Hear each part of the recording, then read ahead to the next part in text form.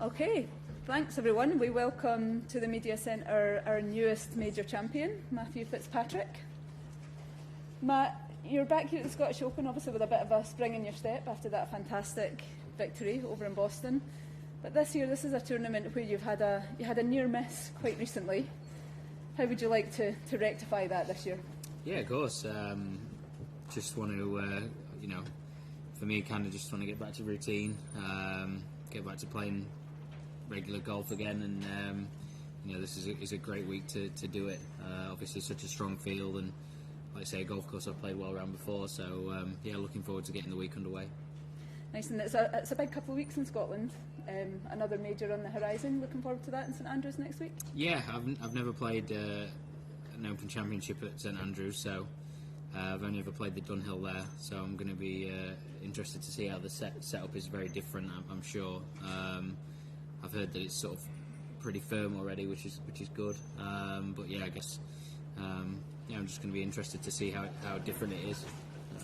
Great. Okay, we will go to the floor for questions. First to Phil here, over on the left. Hi Matt, can you just give us a sense of what you've been up to since Boston? How mad has it been? How busy have you been? Has it been difficult to sort of get away from it all? Yeah, it has really. I mean, it's just been... it's not like waking up every morning and you've got media or things to do every day. It's just, I don't know, I feel like I've just not really had a time to kind of sit down and do nothing. I had 3 days at the back end of the first week after where I kind of had that, but since then it's just been a lot of stuff going on, and just feel like I've been in the car a lot, driving places and flying as well. So it's just been busy with all sorts of stuff. So I'm ready to get back into regular scheduling. And when we spoke to you on the Tuesday afternoon, I think it was, you mentioned that you were going to speak to other major winners to get a bit of advice, possibly. Have you had a chance to do that yet?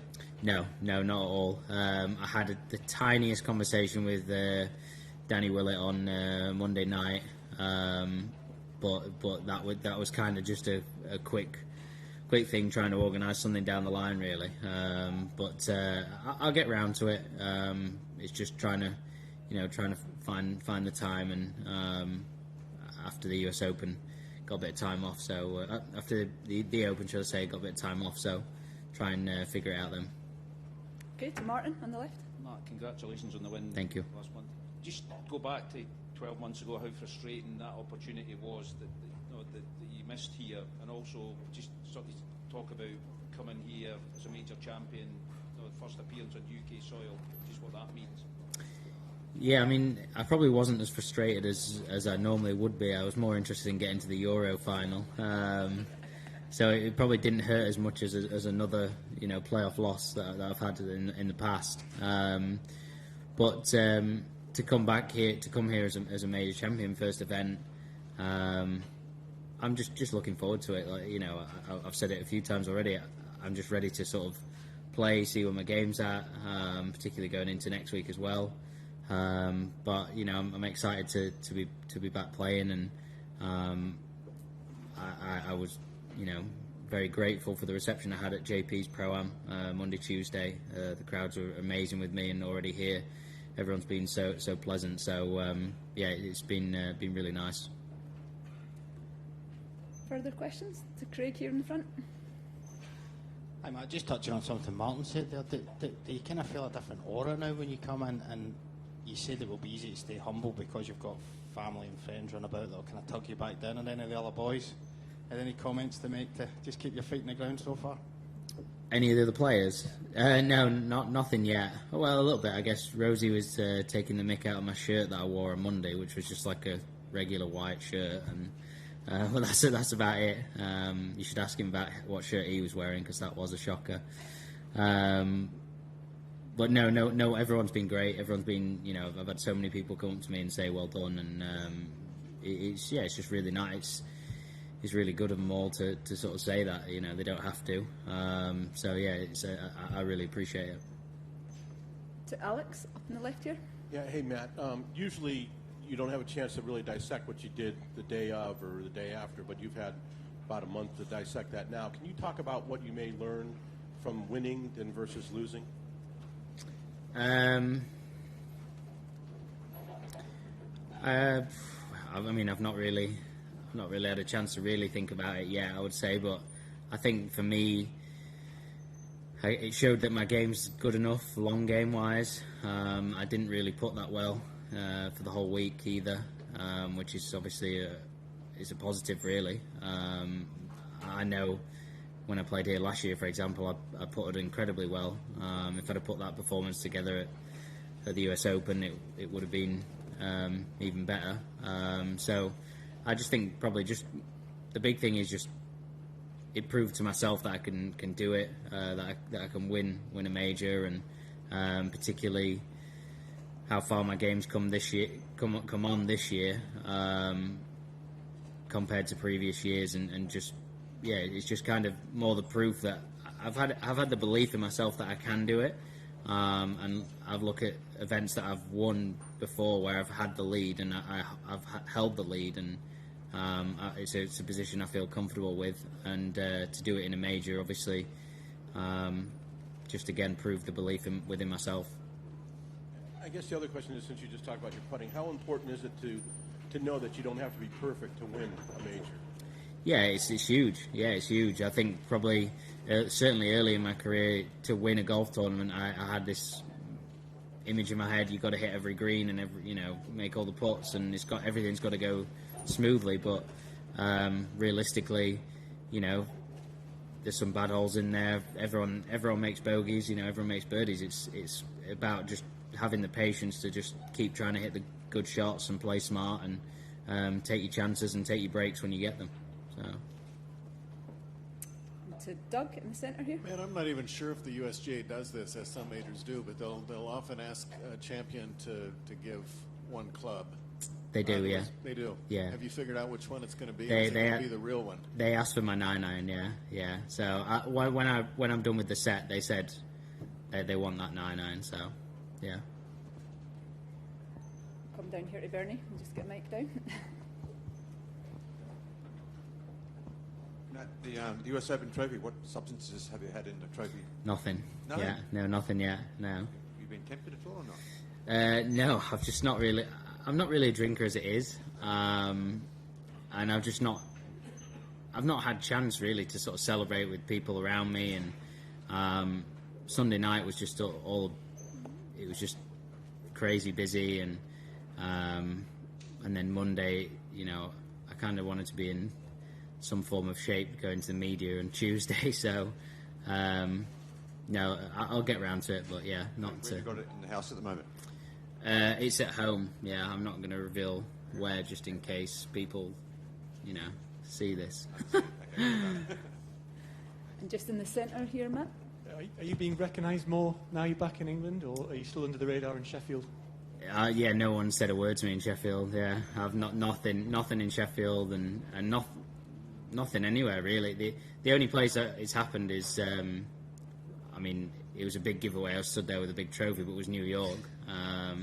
But even a couple of times at dinner without it, a few people recognised me. So yeah, that was a little strange. And you got your utilities switched back on in the flat. Yeah, I do. Yeah, everything. Well, I don't know. My parents could have switched it off while I'm away for these 2 weeks, to be fair. So. Lastly, you've talked about feeling kind of invincible when now you've won a major. Is that the kind of boost you get when you've won an event like that? Yeah, definitely. You don't feel like you can miss a golf shot. I sort of brought back down to earth on Monday after shooting 78 or whatever I shot at JP's Pro-Am.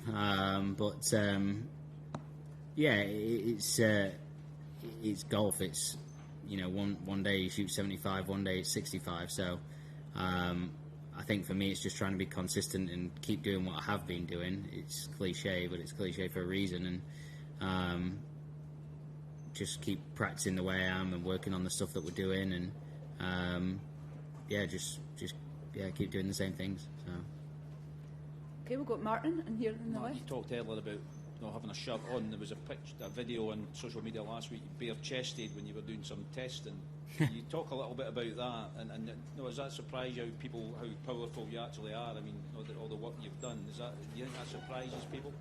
Yeah, I think it definitely surprises people. I think there's also other reactions to the videos like, oh, what are you doing? Why are you changing things? We're not changing anything. I've done this for the last 5 years. It's just basically getting baselines and seeing where I'm at with all my swing and everything, and my body. So we've done it regularly. It's something that we've, just to keep track of where I'm at and can see technical changes and things, how they've helped or hindered even. But we've not got the report back yet. But I think I'm pretty intrigued to see what it's going to say. Yeah. Okay, over to Alistair on the right. Hi, Matt. You've obviously played this event quite a few times. Big American contingent. When you're in the States, have people been asking you what it's like, what it's about, what kind of place it is? Sorry, I can't quite hear you. Sorry, I'm just asking, when you've been in the States with the big American contingent coming here this week, have people been asking you about it over there? No one's really asked about it. I mean, I had a couple of questions how the course is and stuff, but no, I guess that they want to see it with their own two eyes, I guess. So. Okay, we'll go to Alex again, back left here. Matt, are you comfortable being in the limelight now, where people are asking you questions that normally they wouldn't ask you because you now all of a sudden won a major championship? Yeah, I guess so. I mean, I've got to get used to it. Particularly if I want to win more, it's part of it. But I am getting used to it. There's no doubt about it. It is very new. There's so far there's been more demand on my time and when and where that is, and it's just trying to find the balance of everything and make sure that I've got enough time to practice and enough time to have off and enough time to give to sponsors and media and all that sort of stuff. And it's hence why I kind of want to speak to other guys that have had success and see what they did that helped them or what hindered them, and just try and use that for my own experience to make sure that whichever route I go down is the right one for me. And but yeah, it's something that I'm slowly getting used to, and it is definitely different. Okay, to Doug in the centre. A couple things on St Andrews, Matt. What is your strongest memory from the old course from your Dunhill days, the 6 or 7 times you've played? I won the St Andrews Junior Open once, so that was a good result. That was when I was like. One? That was when I was 14 or something. But I remember playing that week. That's probably my strongest memory, to be honest, because it was literally like sideways rain and sideways. It was just blowing an absolute gale. But yeah, I mean, the golf course I wouldn't necessarily say is one of my favourites to play. But whenever I go there, I really, I enjoy the feeling of the, 1, 18, 17, coming back into the town, and just the town of St Andrews in general just has such a great buzz. Doesn't matter what time of year it is, and so I do enjoy being there. Yeah. What kind of clubs were you hitting as a 14-year-old in a 40-mile-an-hour wind going sideways? Everything was wood, I think. Yeah, I had the two rain gloves on and the mittens and 3 layers of waterproofs, and yeah, it was a lot. Right, and then lastly, considering how much, scoring's been coming down in golf for 100 years, but it seems like over the last, probably 10 years, we're starting to see lower and lower and lower. What do you think happens, or what do you think the reaction would be if we get one of those fairly calm weeks at St Andrews? How low can this class of players go? I mean, yeah,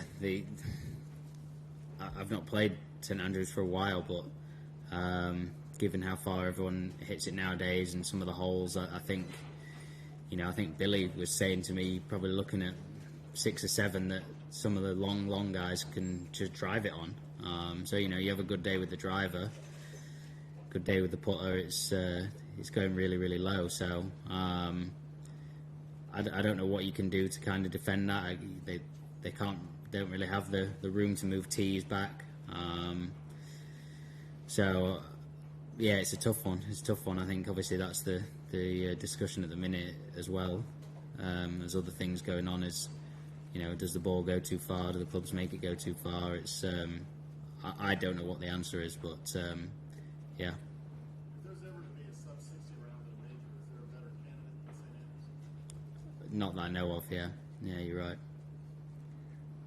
Okay. Thank you, everyone. Thank you, Matt. Thank you. Have a good week. Thank you.